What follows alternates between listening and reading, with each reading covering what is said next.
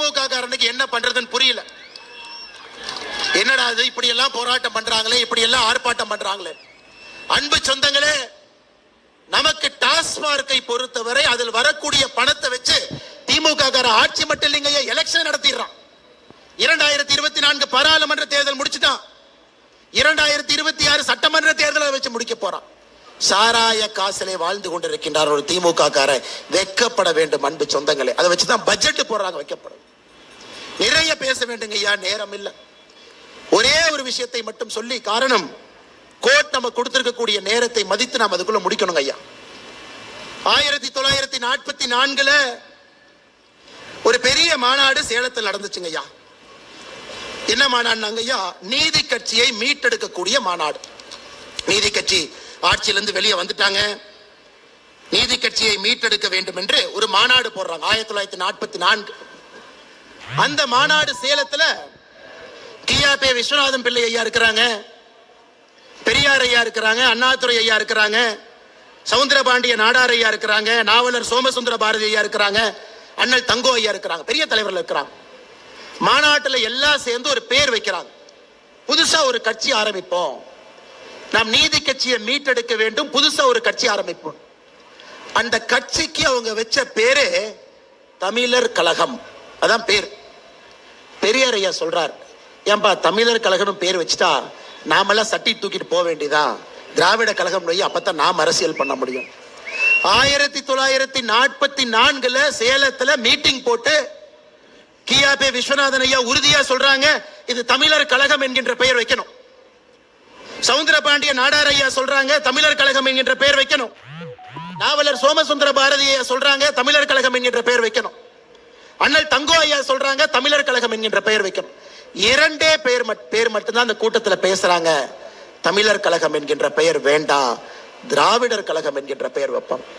ஒன்று பெரியார் அவர்கள், இன்னொருத்தர் பேரறிஞர் அண்ணா அவர்கள். இதெல்லாம் சரித்திரங்க ஐயா, இதெல்லாம் சரித்திரம்.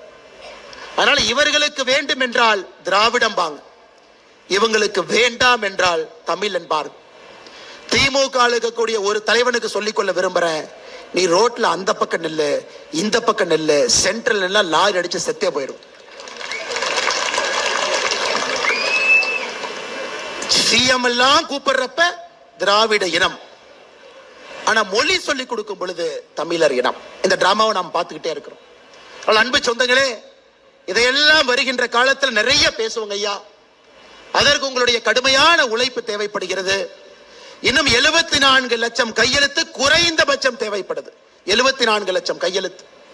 கடுமையாக எல்லா சொந்தங்களையும் பார்த்து இந்த கையெழுத்து இயக்கத்தை மாபெரும் ஒரு வெற்றி இயக்கமாக நீங்கள் மாற்றி காட்டி, தமிழகத்தில் தேசிய கல்விக் கொள்கை நம்முடைய பொன்னார் ஐயா சொன்னாங்க, பாராளுமன்றத்தில் உள்துறை அமைச்சர் ஐயா சொன்னாங்க, தேசிய ஜனநாயக கூட்டணியுடைய ஆட்சி வரும் பொழுது சம கல்வி, அரசு பள்ளியில தனியார் பள்ளியில சம கல்வி தான் வரத்தாங்க ஐயா. போது நாம ஆட்சிக்கு வந்ததுக்கு அப்புறம் தனியார் பள்ளிக்கு நம்ம அனுமதியே கொடுக்க போறது இல்லை. எதுக்கு தனியார் பள்ளிக்கு அனுமதி கொடுக்கும்?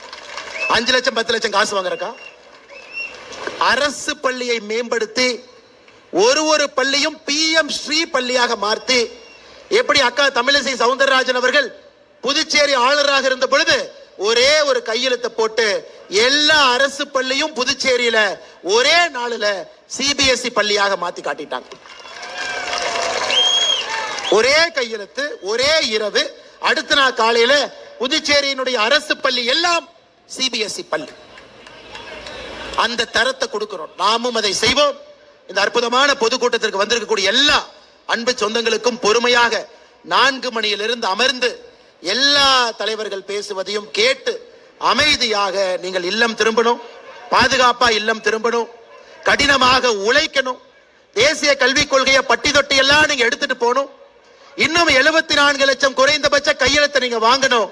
கடுமையாக உழைக்க வேண்டும் என்று சொல்லி அந்த 92 வீர மங்கையர்களுக்கும் இந்த நேரத்தில் சிரம் தாழ்ந்து வணங்கி என்னுடைய வாழ்த்துக்களையும் நன்றிகளையும் இந்த நேரத்தில் தெரிவித்துக் கொள்கின்றேன். நன்றி, வணக்கம். பாரத் மாதா கி, பாரத் மாதா கி.